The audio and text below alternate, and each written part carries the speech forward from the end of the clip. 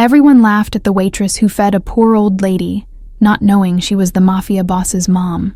The noise of the elderly woman hitting the floor echoed through Crystal Palace Diner, turning heads and triggering snickers from the lunch crowd. Most patrons simply glanced up from their meals before returning to their conversations, indifferent to the scene unfolding by the entrance. Rose, a waitress of 3 years at the diner, dropped her serving tray on the nearest table and rushed toward the fallen woman. The woman's weathered face contorted in pain as she clutched at her ankle, her once elegant clothes now disheveled and stained from the fall. "Please, I don't need help," the woman whispered, her accent refined despite her shabby appearance. Rose ignored the protests, gently helping her to a booth, while other servers exchanged knowing looks about the crazy bag lady, who occasionally wandered in. The manager, Carl, approached with a scowl that Rose recognized all too well. "She needs to order something or leave," he hissed, eyeing the woman's tattered coat and scuffed shoes with undisguised contempt. Rose felt her spine stiffen with quiet defiance. "I'll pay for her meal," Rose announced, earning an eye roll from Carl before he retreated to berate a busboy. The elderly woman studied Rose with piercing eyes that seemed to see through her worn uniform to something deeper. Rose brought soup and fresh bread without being asked, ignoring the whispers from her coworkers about wasting money on charity cases. The woman ate slowly, with a grace that seemed at odds with her appearance, occasionally glancing around the diner with calculating awareness. "Why would you help when no one else would?" the woman asked, her voice suddenly clear and commanding. Rose paused, caught off guard by the transformation in the woman's demeanor, as if a mask had momentarily slipped. "Because everyone deserves kindness," Rose answered simply, refilling the woman's water glass. A curious smile played at the corners of the woman's mouth as she reached into her worn purse and extracted a crisp business card. The woman pressed the card into Rose's palm, closing her fingers around it with surprising strength. "My son might disagree with your philosophy, but perhaps you'll change his mind too," she said cryptically, before rising steadily, her previous frailty nowhere to be seen. Rose watched the woman leave with confident strides, then opened her hand to examine the card. Embossed gold lettering simply read, "Blackwood Estates," with an address in the city's most exclusive neighborhood, and tomorrow's date written in elegant script on the back. Her heart raced as realization dawned. This neighborhood wasn't just exclusive, it was notorious. Even in her sheltered life, Rose had heard whispers about the Blackwood family and their iron grip on the city's underworld. That night, Rose paced her tiny apartment, the business card burning questions into her mind. Common sense screamed danger, but curiosity whispered possibilities, an escape from endless shifts, mounting bills, and the grinding predictability of her existence. Morning brought no clarity, only a strange certainty that ignoring the invitation would somehow be worse than accepting it. Rose called in sick for the first time in 3 years, dressed in her only interview outfit, and boarded the crosstown bus with the card clutched tightly. The bus driver raised his eyebrows when she requested the stop nearest Blackwood Estates, a rare destination in his route. "You sure that's where you want off, miss?" he asked, concern evident in his voice as he surveyed her modest appearance in the rearview mirror. Rose nodded, gathering her courage as the bus climbed steadily uphill toward a neighborhood that might as well have been another world. The streets grew wider, houses larger, until finally the bus stopped before wrought iron gates that seemed to guard secrets rather than property. The estate sprawled before her, a mansion of limestone and glass perched on manicured grounds that stretched into the distance. Rose approached the gate with faltering steps, suddenly aware of security cameras tracking her movement and the guard booth where a stern-faced man observed her. "Your name?" the guard demanded, his hand hovering near his jacket in a way that made Rose's mouth go dry. She managed to stammer her name and produce the business card, which the guard examined with widening eyes before making a hurried phone call. The gates swung open with silent precision, and a sleek black car emerged to collect her. The driver, expressionless in a tailored suit, opened the rear door without a word and waited for Rose to enter, as if her hesitation was anticipated but irrelevant. The driveway seemed endless, winding through gardens designed to impress and intimidate in equal measure. Rose caught glimpses of men patrolling the perimeter, their bulky jackets failing to conceal the weapons they carried with practiced ease. The car stopped before massive double doors flanked by classical columns, where the elderly woman from yesterday stood waiting. Gone was any trace of frailty. In its place stood an elegant matriarch in designer clothes, her silver hair perfectly styled, and her smile knowing. "Welcome, Rose," the woman said, extending her hand in greeting rather than introduction.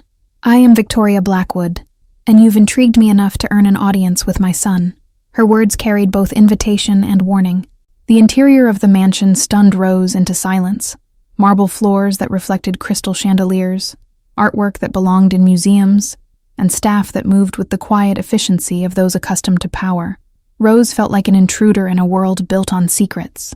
Victoria led her through corridors lined with portraits of stern-faced men who shared the same piercing gaze. "My late husband," she explained, gesturing to the largest painting, "built this family from nothing, and my son has expanded what his father created tenfold." They paused before imposing mahogany doors, guarded by two men whose respectful nods to Victoria couldn't mask their assessment of Rose. "Remember," Victoria whispered, "my son respects honesty above all else, a rare commodity in his world." The doors opened to reveal an office larger than Rose's entire apartment, dominated by floor-to-ceiling windows overlooking the city below. Behind an ornate desk sat a man whose presence commanded attention without effort, Julian Blackwood, whose name was whispered in fear throughout the city. Julian rose slowly, his tailored suit emphasizing his athletic build, his face handsome, but hardened by experience. "So you're the waitress who showed kindness to my mother when she was testing the character of our city," he stated, his voice cultured but carrying an edge that raised goosebumps on Rose's arms. "I merely did what anyone should have done," Rose replied, finding courage in truth, despite the power imbalance hanging heavily between them. Julian's expression shifted almost imperceptibly. Surprise, perhaps, at directness where most offered deference. Victoria watched the exchange with calculating eyes before touching her son's arm gently. "She doesn't know our world, Julian, but she has qualities it desperately needs," she murmured, the loaded statement hanging in the air between mother and son. Julian circled Rose like a predator, assessing unexpected prey, his questions rapid and probing, about her life, her family, her dreams, until Rose felt transparent under his gaze. "Everyone has angles and agendas," he finally stated, "yet I'm struggling to find yours." "I need someone with your unique perspective," Julian announced, his decision apparently made. "Someone the outside world underestimates, someone who sees people clearly, yet remains unseen herself." Rose felt her world tilting on its axis as he outlined his proposition. The position he offered seemed simple on the surface, companion to his mother, whose recent health concerns required attentive care. The salary he named casually would take Rose years to earn at the diner, yet she sensed complications beneath the straightforward arrangement. "This isn't charity," Victoria interjected, reading Rose's hesitation correctly. "My son's enemies are numerous, his allies few, and genuine loyalty is the rarest commodity in our circles. I believe you possess it intrinsically." Rose found herself agreeing, despite the warning bells in her mind, seduced not by luxury but by purpose, to matter in a way that serving endless coffee never allowed. Julian's handshake sealed their agreement, his grip lingering as if measuring her resolve. "First rule," Julian stated as they toured the east wing where Rose would reside, "never enter the west wing without explicit invitation." His tone brooked no argument, and Rose nodded her understanding while cataloging the security keypads and cameras throughout the mansion. Victoria explained Rose's daily duties with brisk efficiency, overseeing medication, accompanying her to appointments, and providing companionship during Julian's frequent absences. The underlying message became clear. Rose was both caretaker and confidant in a world where trust was currency. "You'll meet the household staff tomorrow," Julian informed her as they returned to his office. "Some have served my family for decades. Others are more specialized in their loyalties and talents." The implication hung unspoken. Some were family retainers, others enforcers. That evening, Rose sat alone in her new suite, surrounded by luxury that felt foreign against her skin. A wardrobe filled with clothes in her exact size awaited her, along with a smartphone programmed with necessary contacts and a discreet panic button disguised as jewelry. Sleep eluded her as voices drifted through the mansion's ventilation system, urgent conversations in Italian, mentions of shipments and territories, and a name repeated with venom, Cardelli. Rose realized she had stepped into not just a household but a kingdom at war. The following morning brought her first encounter with the inner circle during breakfast. Julian's consigliere, a silver-haired man introduced only as Monroe, his head of security, a scarred giant called Hector, and his cousin Francesca, whose beauty couldn't mask her open hostility toward Rose. "Another stray my aunt has collected," Francesca remarked dismissively, her diamond-adorned fingers tapping impatiently against fine china. "How long until this one discovers she's out of her depth, Uncle Monroe?" The challenge hung in the air like poison. Victoria entered with perfect timing, her appearance silencing Francesca instantly. "Rose represents something this family has forgotten," she announced to the table at large, her authority unquestioned despite her age. The strength found in compassion rather than fear. Julian arrived last, the conversation shifting seamlessly to business matters coded in seemingly innocent phrases. Rose observed the dynamics with quiet attention, noting how power flowed around Julian like gravity, how loyalty manifested differently among his lieutenants. Monroe pulled Rose aside after breakfast, his grandfatherly demeanor at odds with the shrewd assessment in his eyes. "The Cardelli family will learn of your existence by nightfall," he warned. "They watch us as we watch them, a dance decades in the making. Learn these faces," Hector instructed later, showing Rose photographs of stern-faced men with cold eyes. "The Cardellis will test boundaries, probe weaknesses, and a new face in the Blackwood household represents both opportunity and threat to them." Weeks melted into a routine that slowly revealed the true nature of the Blackwood empire to Rose. By day, Julian managed legitimate businesses, shipping companies, real estate holdings, and tech investments that employed thousands across the city. Nights transformed him into something else entirely.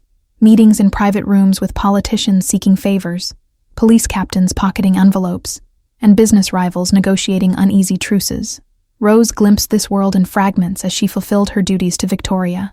"They respect strength, but fear loyalty," Victoria confided during their late-night tea ritual, when the mansion grew quiet, except for the security teams patrolling the grounds. Julian has the former in abundance, but struggles to recognize the latter. Rose found unexpected purpose in her role, advocating for household staff when Julian's temper flared, softening Victoria's more imperious demands, and gradually earning respect from even the most skeptical security personnel. She became a bridge between worlds. The West Wing remained forbidden territory until one stormy night when screams echoed through the mansion. Rose found Julian in his private study, thrashing in the grip of a nightmare that stripped away his carefully constructed control.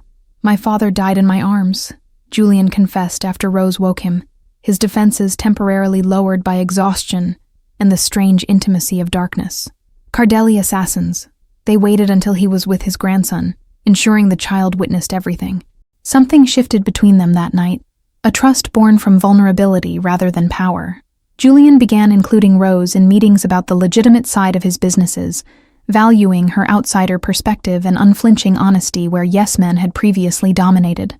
Victoria watched this evolution with knowing eyes, occasionally catching Rose's gaze across dinner tables with subtle nods of approval.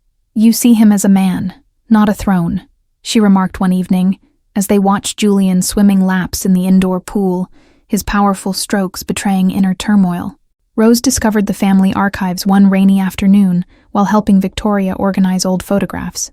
Tucked away in leather albums were images of Julian as a laughing child, Victoria as a breathtaking young bride, and the notorious patriarch whose legacy shaped their present. "My husband built this empire from nothing," Victoria explained, tracing the stern face in the photographs. His father arrived on these shores with empty pockets but skilled hands, facing discrimination that closed legitimate doors and opened shadowed ones instead. The oldest album contained sepia-toned photographs of Sicilian villages, immigrants huddled on ships, and stone-faced men standing proudly before newly established businesses. "Our history isn't just about power," Victoria sighed, "but survival transformed into dominance." Each photograph revealed another layer of the complex family Rose now orbited, christenings alongside business dealings, celebrations intertwined with strategic alliances, and always the shadow of violence lurking at the edges of even the happiest occasions. Julian was meant for a different path, Victoria confessed, showing Rose college acceptance letters and academic awards hidden among the family memorabilia. Princeton scholarship, dreams of becoming an architect, all abandoned after his father's murder.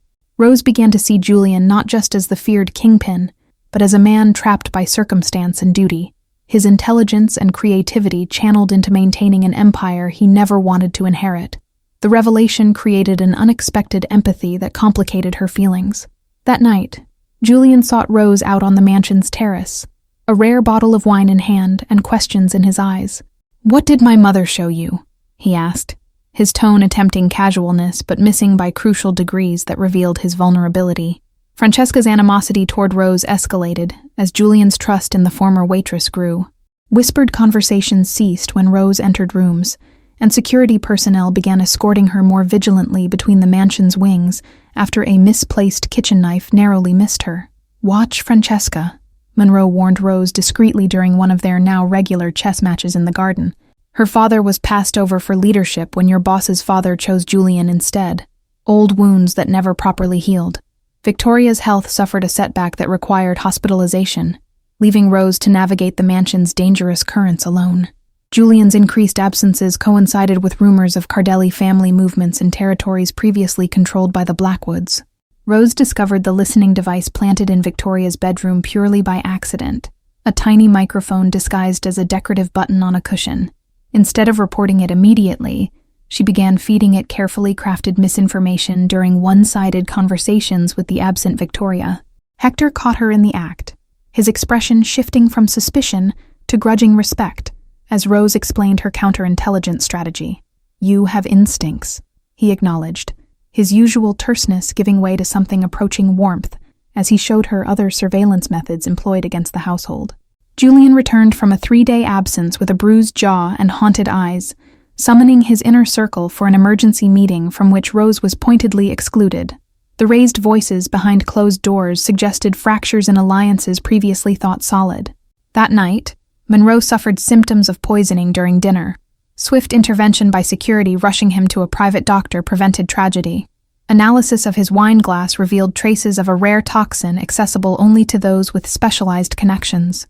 Julian's rage manifested in a household lockdown that confined everyone to their quarters while his security team conducted interrogations. Rose alone was permitted freedom of movement, her status as relative newcomer paradoxically placing her above immediate suspicion. "Someone believes I trust you implicitly," Julian explained when Rose questioned her exemption from restrictions. "They're baiting me to either doubt you unnecessarily or overlook a true threat elsewhere. It's a classic diversion tactic I won't fall for." The breakthrough came from an unexpected source. Victoria's personal driver noticed unusual activity at Francesca's private apartment in the city. Surveillance footage revealed clandestine meetings with Paolo Cardelli, the youngest son of the rival family's patriarch.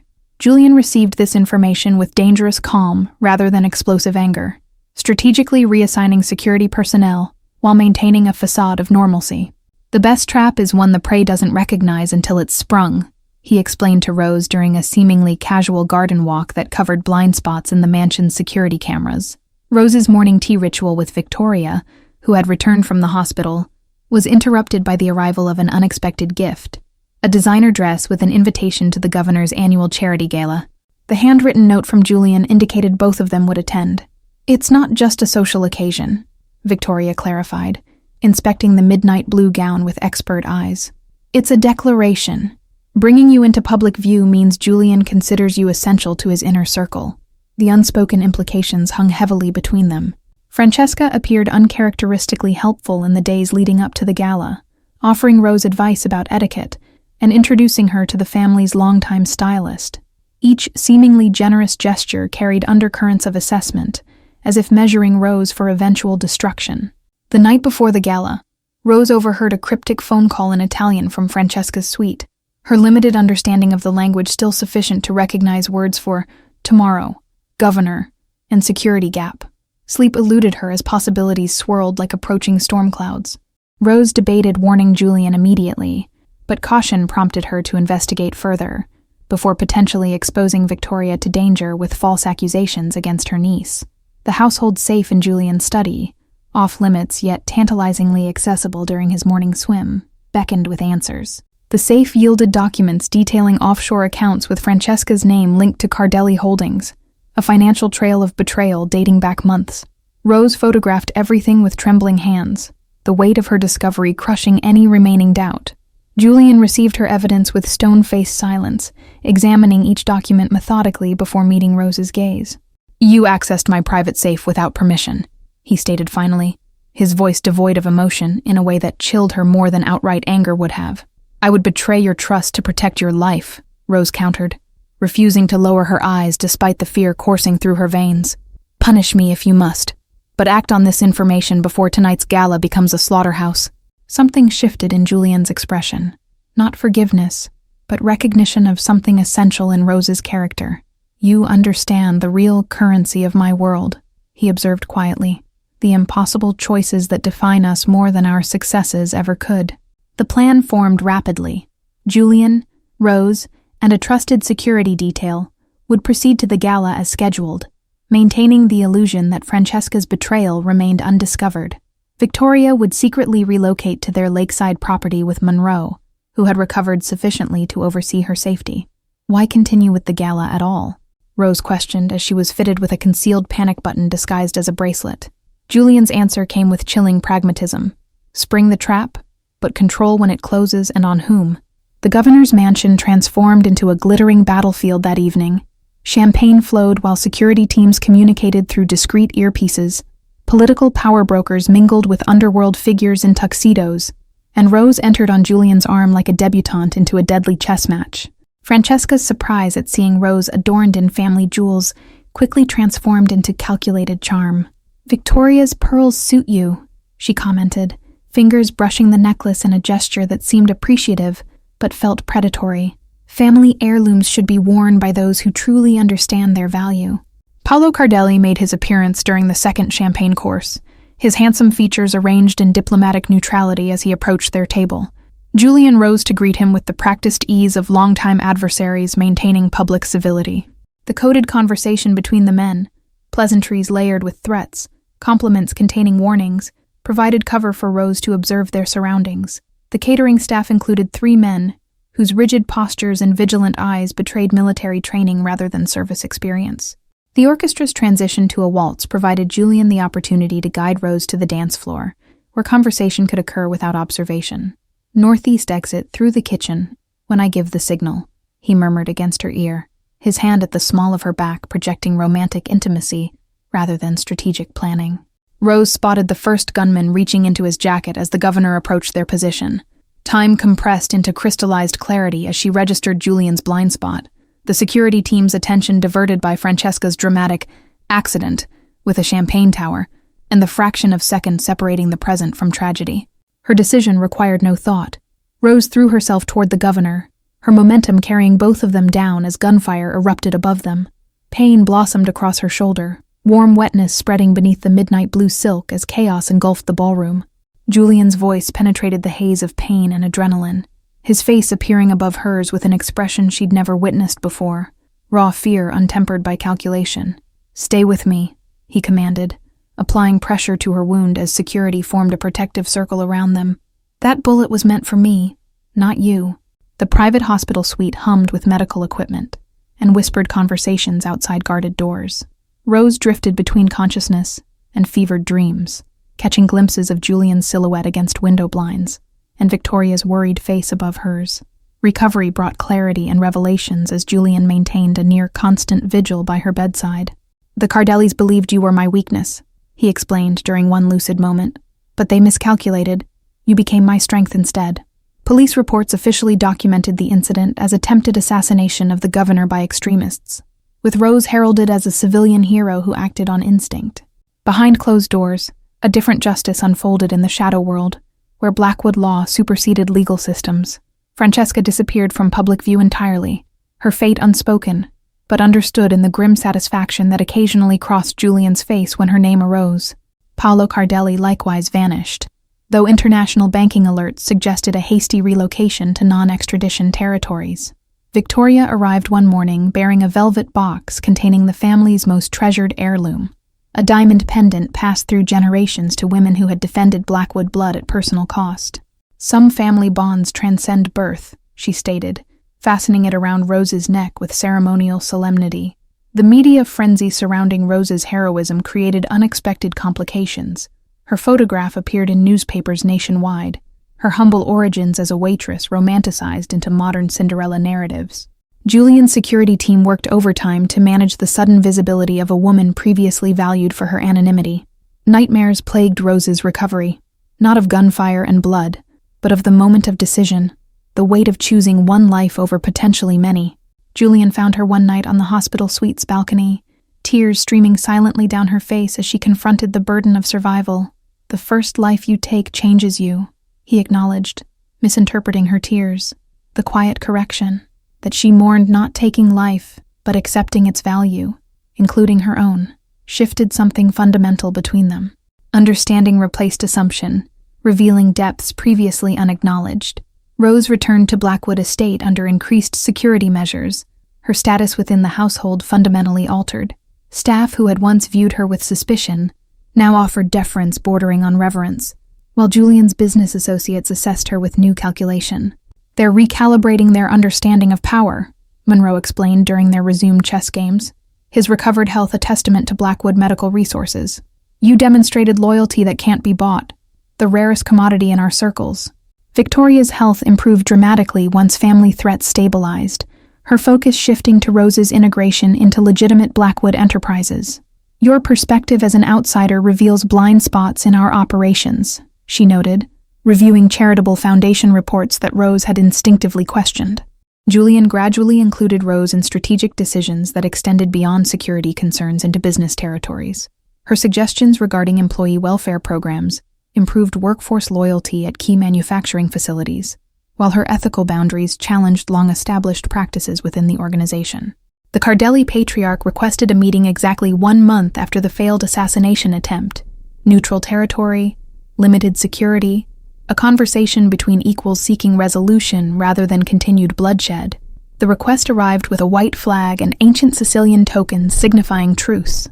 Julian's inner circle debated the proposal for hours in his study, opinions divided between opportunity and potential trap. Rose remained silent until directly asked, then offered perspective that cut through strategic complications to ethical clarity. Meet him, but from position of strength rather than vengeance. The night before the scheduled meeting, Julian sought Rose in the mansion's library where she had been researching family histories seeking patterns in generational conflicts. "Whatever happens tomorrow reshapes the future for both families," he acknowledged, the weight of dynasty heavy in his voice. "I need clarity only you seem capable of providing." The meeting location, an abandoned cathedral repurposed as neutral territory, embodied centuries of power transitions.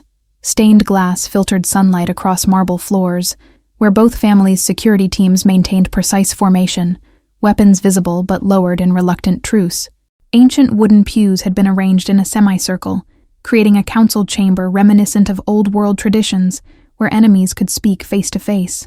Monroe had explained the significance to Rose during the drive. Neutral sacred ground had historically provided sanctuary even for blood feuds. The cathedral's faded frescoes depicted biblical scenes of reconciliation and judgment, their weathered faces seeming to watch the proceedings with centuries of witnessed human folly.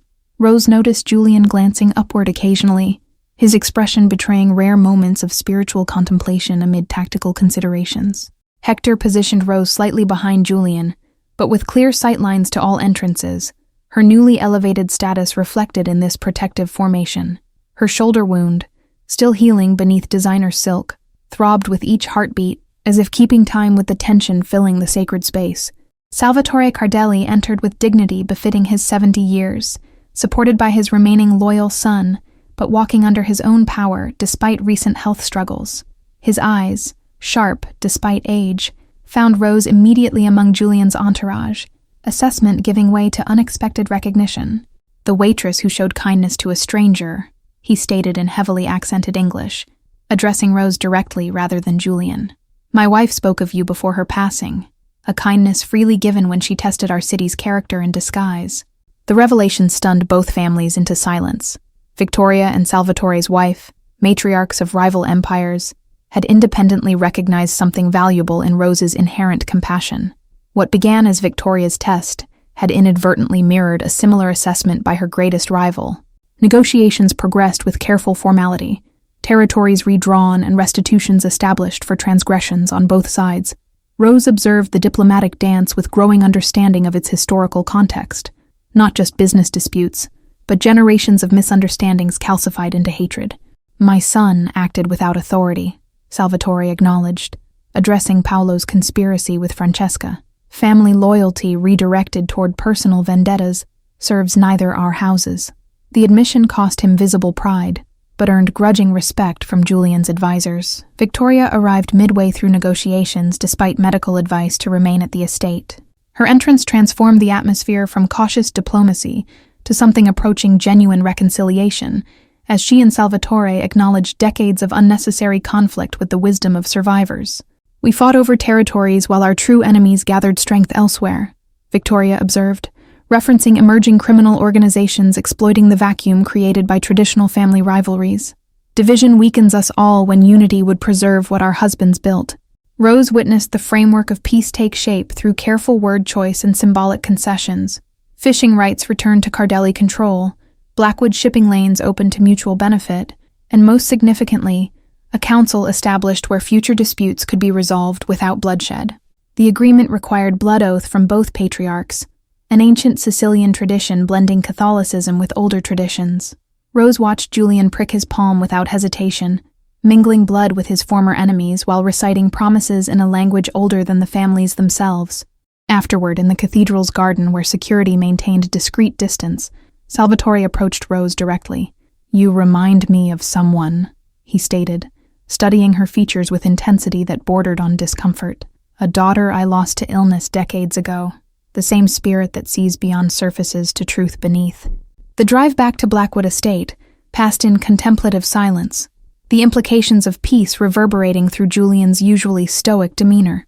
"Generations of hatred undone because a waitress showed kindness to a disguised matriarch," he finally remarked, wonder replacing cynicism in his voice.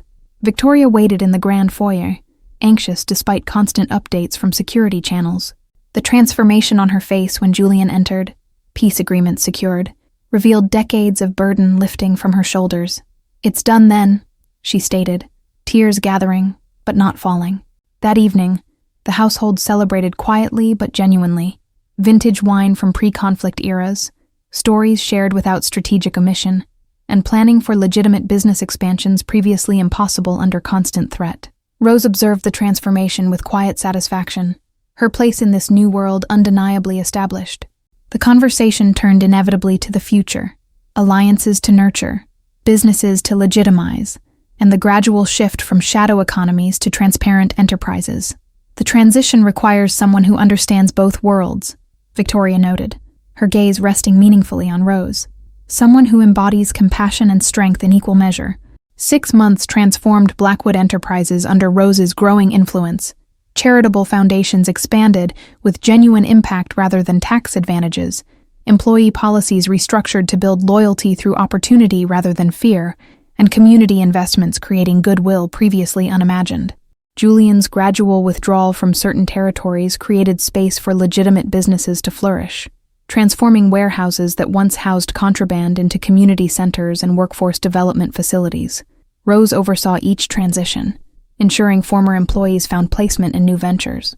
"You're dismantling and rebuilding simultaneously," Monroe observed during a strategic planning session, his decades of experience lending weight to the assessment. Few leaders possess the vision to transform, rather than simply destroy or preserve. The annual charity gala, hosted by Blackwoods rather than attended, showcased the family's evolution to curious socialites and business leaders. Rose moved confidently through crowds that once would have intimidated her, her background now a strength rather than liability in connecting with diverse attendees. Victoria's health stabilized enough for limited travel, allowing her to visit Sicily for the first time in decades. Rose accompanied her to ancestral villages, where old women crossed themselves in recognition of Blackwood features blended with genuine warmth previously absent from family representatives. "They remember when our family provided protection rather than demanded it," Victoria explained as villagers welcomed them with unexpected affection. "You've reminded Julian of our original purpose, guardians rather than exploiters of our community." Rose discovered her own leadership style during Victoria's absence. Direct but compassionate, demanding excellence while providing necessary support, and uncompromising on ethics while practical about implementation timelines. Julian watched her evolution with appreciation rather than jealousy. The Cardelli alliance strengthened through collaborative ventures in international shipping, creating legitimate pathways for both families to transition questionable assets into transparent enterprises. Weekly meetings between former rivals gradually transformed into genuine business partnerships built on complementary strengths. The diner where everything began, underwent renovation as Rose's first personal project, transformed into a community culinary school, offering second chances to those society had dismissed. Carl, her former manager, ironically applied for a position, unaware of the ownership connection until Rose herself conducted his interview with gracious professionalism that left him speechless. Salvatore Cardelli's health declined rapidly despite the peace, prompting Julian to arrange specialized medical care without hesitation or expectation of reciprocity.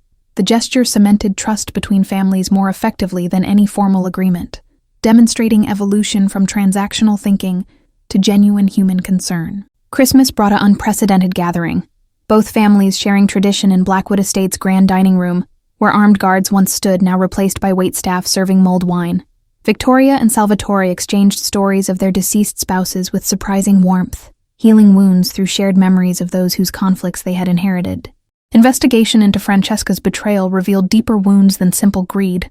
Journals discovered in her abandoned apartment documented a lifetime of perceived slights and jealousies, directed particularly toward Julian's succession. Rose advocated for rehabilitation rather than permanent exile, recognizing damaged humanity beneath treacherous actions. Compassion doesn't equate to foolishness, she clarified, when questioned about this unexpected mercy. Monitored redemption serves our interests better than creating martyrs or perpetuating cycles of vengeance that wounded both families for generations. Julian sought Rose's company increasingly beyond business contexts, their evening conversations in the mansion's gardens evolving from strategy to personal philosophy. The transition from employer and employee to genuine partners occurred so gradually, neither acknowledged its completion until already accomplished. Victoria observed their growing connection with quiet satisfaction, occasionally sharing knowing glances with Monroe when the couple remained oblivious to their transparent feelings. "Power seeks balance," she remarked cryptically during one such moment, "in business and in heart." The proposal came not with dramatic gestures, but practical partnership. Julian presenting Rose with legal documents, transferring partial ownership of Blackwood Enterprises alongside a simple platinum band. "Equal partners in all things," he offered, vulnerability evident in his usually confident demeanor. Rose's acceptance surprised no one, except perhaps Julian himself, who had prepared elaborate contingencies for rejection. The private ceremony in the mansion's chapel included only family and closest allies, Victoria beaming with maternal pride as ancient vows blended with modern commitments. The combined wedding and business announcement sent ripples through both underground and legitimate circles. Blackwood Cardelli Ventures publicly acknowledging Rose's leadership role alongside Julian's established authority. Former rivals approached with cautious respect, testing boundaries of the new power structure with careful diplomacy. The transformation from waitress to matriarch of an evolving empire completed a circle, begun with simple kindness to a disguised stranger. Rose stood on the mansion's terrace overlooking the city below, no longer an outsider looking in, but a guardian determining its future path. She hadn't pursued power. Kindness had brought power to her, and that made all the difference. Thank you all for following this story. If you're enjoying it, write in the comments where you're watching from, and don't forget to like, subscribe, and share the video, because your support is important for me to continue here.